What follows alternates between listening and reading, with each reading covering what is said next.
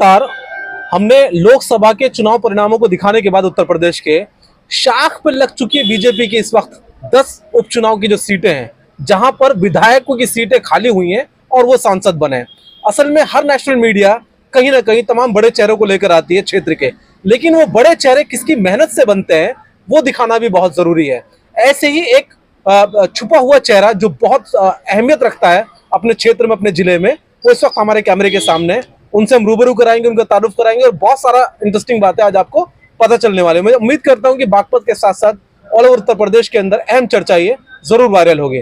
तो बहुत बहुत खैर मकदम है आपका सलमानी साहब जी हमारे चैनल पे। जी बहुत आपका भी धन्यवाद, बहुत शुक्रिया। सबसे पहले मैं चाहता हूँ, हालांकि बागपत और आसपास के एनसीआर में आप तारुफ के मोहताज नहीं है, लेकिन ये चैनल जो ऑल ओवर इंडिया के अंदर देखा जाता है, तो मैं चाहूंगा कि आप अपना तारुफ बताएं पहले। मेरा नाम शफीक अहमद सलमानी है और पूर्व राज्य मंत्री हूँ मैं, दर्जा प्राप्त समाजवादी पार्टी से।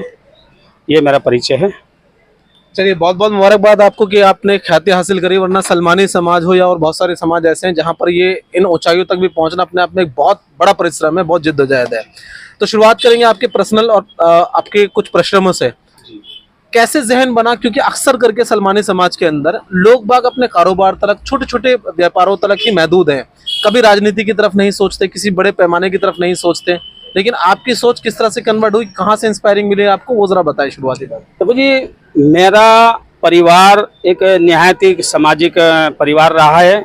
मेरे परिवार में, मेरे खानदान में, मेरे शहर में और तो और मेरे जिले में भी किसी ने इसलिए राजनीति नहीं की। मुझे एक शौक रहा है शुरू से ही, और मैं सन 92 से समाजवादी पार्टी मैंने जो ज्वाइन की थी, मैं आज तक कार्यकर्ता के रूप में समाजवादी पार्टी का काम करता रहा, जिसमें धरना, प्रदर्शन, जेल भी बहुत बार गया हूं और क्या नाम मुकदमे भी मेरे पास चल रहे हैं। और उसकी देन ये है कि मुझे आज उत्तर प्रदेश के पूर्व मुख्यमंत्री और राष्ट्रीय अध्यक्ष जी बहुत अच्छा नज़दीकी से क्या नाम है जानते हैं और मेरा सम्मान इतना करते हैं कि एक मुस्लिम समाज जो उत्तर प्रदेश में यहाँ तकरीबन 75 जिले हैं, उसमें उन्होंने मुझे दर्जा प्राप्त राज्य मंत्री बना दिया पिछली सरकार में। चलिए, मैं आपको बताऊं कि जहां एक बार को सिर्फ 65 पे ही रह गई थी इससे पिछले चुनाव में, इस बार आपने बहुत जबरदस्त बढ़त हासिल करी इंडिया गठबंधन के साथ, और जिसमें अहम भूमिका 90% सपा की रही, और आपने ऐसी सीट भी हासिल कर ली बीजेपी से जहां पर बिल्कुल नाउम्मीदी थी, अयोध्या की। ये 10 जो उपचुनाव हैं विधानसभाओं के, इन पर आपको कॉन्फिडेंस कैसा है, पार्टी का कॉन्फिडेंस कैसा है? क्या लगता है कि इस उपचुनाव विधानसभा के अंदर 10 की 10 सीटें पाले में जाने वाली है, या कोई सीट ऐसी भी है जहां पर आपको जो है वो लग रहा है कि डगमगा जाएगी?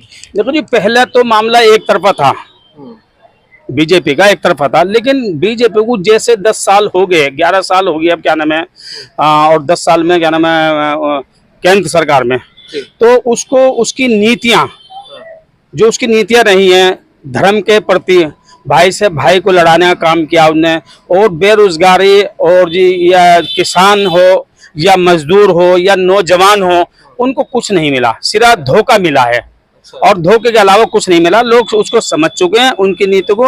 ये जो है क्या नाम पूंजीपतियों की पार्टी है, ये गरीबों को हित में कोई काम नहीं किया इसने, और उसका नतीजा ये है कि देखो अयोध्या जैसी जगह तो हम जीत के आए हैं, तो इसका मतलब ये है कि हम उत्तर प्रदेश में मतलब तीसरे नंबर की पार्टी बन चुके हैं, और अब की बार बहुत बड़ी तादाद में हम क्या नाम सरकार बनाएंगे। तो ये तो 25 में ये तो तय है, 27 में उत्तर प्रदेश में तीसरे नंबर की पार्टी नहीं, उत्तर प्रदेश हिंदुस्तान में, हाँ, हिंदुस्तान में तीसरे नंबर की पार्टी हम बन चुके हैं, और अब हम नेशनल पार्टी बन चुके हैं।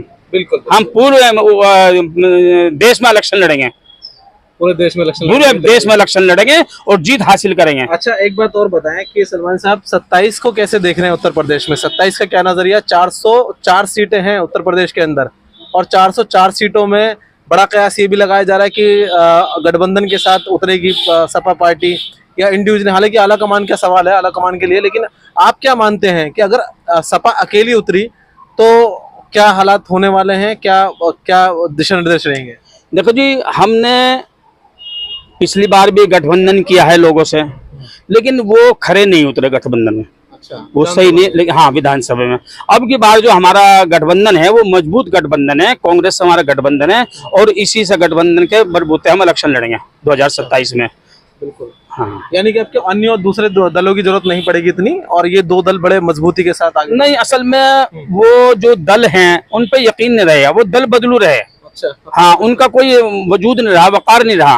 अच्छा सलमान साहब, एक बात बताइए, जब एक आप जैसा पुराना चेहरा हो जाता है क्षेत्र के अंदर और आपके सामने बड़ी सारी विपदाएं आ जाती हैं, जब इलेक्शन होते हैं लोकसभा के, विधानसभा के, या हम कहें कि लोकल स्तर पर भी अगर प्रधानी के, तो ऐसे चेहरों को बड़ा प्रलोभन दिया जाता है। दूसरे दल भी देते हैं, दूसरे नेता के प्रलोभन भी देते हैं कि भाई सलमानी साहब आपका चेहरा बड़ा अहम है और आपके पीछे जो हो सकता है कि 1000 वोट हो, 1500 वोट हो, 2000 वोट हो, उनको लेकर हमारे खेमे में आइए। तो मतलब बड़ा ईमानदारी से बताना कि ऐसा कभी रहा एक्सपीरियंस की नहीं, उस दौरान आपको जो खरीदने की कोशिश की गई हो या कुछ इस तरह से? नाम मत लें लेकिन बताएं जरा। नहीं, बहुत बार मुझे ऑफर आया। अच्छा। बहुत बार, आज भी आ रहे हैं सत्ताधारी पार्टी की तरफ से, मुझे बहुत बार ऑफर दिया, लालच भी दिया गया। और पिछली बार क्या नाम, हमारे यहाँ के विधायक रहे हैं और विधायक नहीं रही हैं दूसरे दल से, उन्होंने हमारे, मुझे तो लोभ लालच दिया ही दिया, लेकिन उन्होंने धर्मपत्नी को बुलवाया मुझे, और बुलवाया कहने लगा जी जो है आप हमारी मदद करिए इसमें, और पद तो जो उनसे चाहे लेंगे, और लेकिन और बाकी किसी काम के लिए हम तत्पर हैं। समझ गया मैं आपका इशारा, समझ गया। तो देखिए, मैं आपको ये भी बताना चाहता, जैसे कि मैंने आपको मेवात से दिखाया हसन सलमानी को, मैंने आपको अब्दुल बारी को दिखाया पंजाब से। लगातार जहां मुझे मौका मिलता है वहां जो माइनॉरिटी के जो ओबीसी बिरादर के लोग हैं, उनके मैं मजबूत चेहरों को आपके सामने लाता हूं, ताकि देखिए ये किसी भी बड़े से बड़े लालच में भी अपने आप को, इनका कोई खरीदार नहीं है। कुल मिला के बात यह है। तो बहुत बहुत मुबारकबाद कि आपने एक अच्छी शाख बनाई, और कहीं ना कहीं हमारा चैनल जो है काफी बड़ी तादाद में हिंदुस्तान के अंदर सलमानी समाज भी देखता है। तो क्या मैसेज देना चाहेंगे अपने समाज को और देशवासियों को और आने वाले आगामी चुनाव को लेकर? बस मेरा मैसेज तो हर अपने समाज को नहीं, हर जो छोटा समाज है उन्हें ये चाहता हूं कि वो शिक्षा पे ध्यान दें। सबसे बड़ी शिक्षा है, सबसे बड़ा हथियार शिक्षा है।